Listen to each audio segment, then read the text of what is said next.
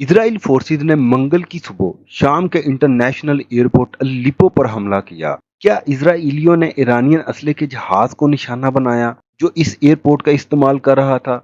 क्या ईरानियन मुल्क तुर्की और शाम के जल्जले से फायदा उठा रहे हैं? तो बात को आगे बढ़ाने से पहले थोड़ा सा शाम के मोहल्ला वकू पर बात करें। शाम मशरक़ वस्त का एक बड़ा मुल्क है। इसके मगरब में लबनान, जनूब मगरब में फलस्तीन, जनूब में उर्दन, मशरिक में इराक और शिमाल में तुर्की है। शाम दुनिया के कदीम तरीन ममालिक में से एक मुल्क है। मौजूदा दौर का शाम 1940 में फ्रांस के कब्जे से आजाद हुआ था और तकरीबन इसकी आबादी 2 करोड़ के करीब है। ये पहली बार इजराइल ने शाम के एयरपोर्ट्स पर हमला नहीं किया, बल्कि इससे पहले अगर आपको याद करवाएं 2022 जून में दमिश्क इंटरनेशनल एयरपोर्ट पर हमला हुआ था। उसके बाद 2022 अगस्त अलिप्पो इंटरनेशनल एयरपोर्ट शाम पर हमला इजराइल फोर्सेज ने हमला किया और इजरायली फोर्सेज एडमिनिस्ट्रेशन और अमला कहता है कि ईरान इन एयरपोर्ट्स को असले की स्मगलिंग के लिए इस्तेमाल करता है, जिसकी वजह से हमको ईरान की जंगी हथियार, असला, आलात पर नजर रखनी पड़ती है और रोकना पड़ता है।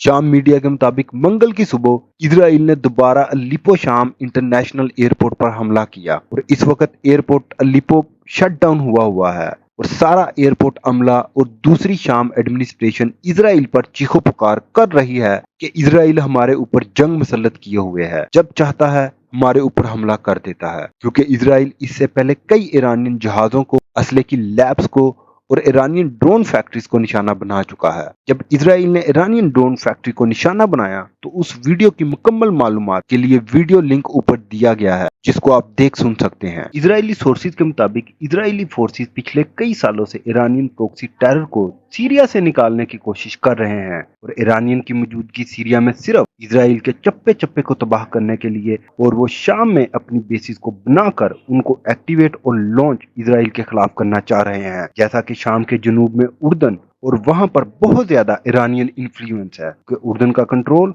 हिजबुल्लाह के पास है और हिजबुल्लाह ईरानियन साथी है जिसके पास 1.5 लाख रॉकेट, मिसाइल और बहुत से दूसरे जंगी हथियार और आलात हिजबुल्लाह की फोर्सेस के पास मौजूद हैं। बिल्कुल इसी तरह का सिनेरियो ईरान शाम की शुमाल यानी कि तुर्की वाली तरफ बनाना और मुकम्मल करना चाहता है। ईरान शाम से इसलिए नहीं निकल रहा कि वो शाम को एक सर्टन पॉइंट बनाकर जहां से ईरान आसानी से जिसको चाहे असला, बारूद, हथियार और जंगी दूसरे आलात भेज सके और दे सके, और ये इजराइल के लिए ना चाहते हुए भी रेड लाइन है, जिसकी वजह से इजराइल मुख्तलिफ सैकड़ों हमले ईरान पर और उनके साथियों पर कर चुका है। इजराइल मीडिया के मुताबिक इजरायली एजेंसी को पहले से इतला कि ईरान शाम के इन एयरपोर्ट को गलत तरीके से इस्तेमाल कर सकता है। जब तुर्की और शाम में जल्जला आया तो सारी दुनिया से मदद आई, तो उस वक्त शाम का एयरपोर्ट इंटरनेशनल अलिप्पो काफी हद तक मसरूफ हो चुका था, मगर इजरायली एजेंसी और फॉरेन मिनिस्ट्री ने ईरान को पहले ही तंबीह की थी कि कोई भी असले का या हथियार के जहाज की हरकत इधर उधर ना करना।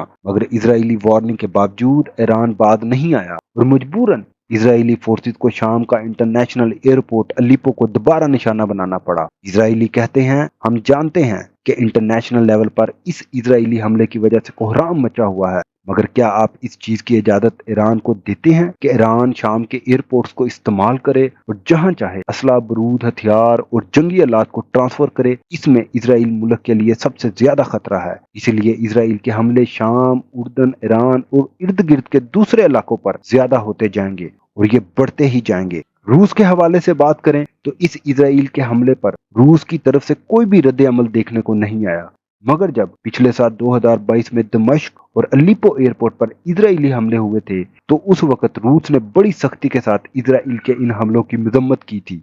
हम आपके लिए इसी तरह की इंफॉर्मेटिव वीडियो लेकर आते हैं, तो साथ जुड़े रहने के लिए गुलशन इंटरनेशनल न्यूज उर्दू चैनल को सब्सक्राइब कर लें और कमेंट्स में अपने ख्याल का इजहार जरूर करें।